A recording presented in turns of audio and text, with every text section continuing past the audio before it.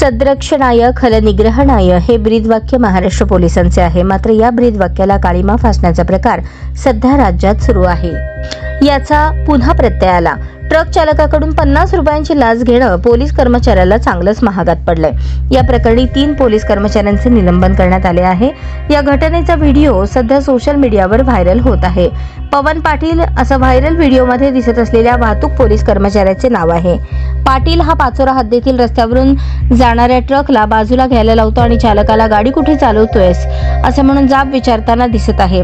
नंतर पोलीस कर्मचारी ट्रक चालकाला लाच मागायला सुरुवात करतो। यावर ट्रक चालक 50 रुपयांची नोट पोलीस कर्मचाऱ्याच्या हातात देतो।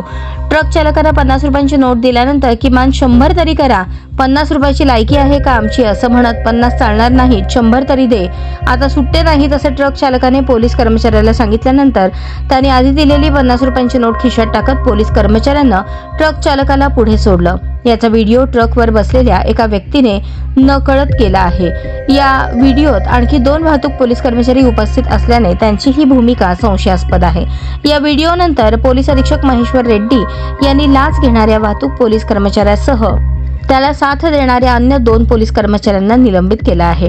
या घटनेमुळे जिल्ह्यातील पोलीस दलात मोठी खळबळ उडाली आहे। पोलिसांची प्रतिमा मलिन झाली आहे। घटनेची सखोल चौकशी करून दोषींवर कठोर कारवाई करण्यात येईल अशी माहिती पोलीस अधीक्षक महेश्वर रेड्डी यांनी दिली।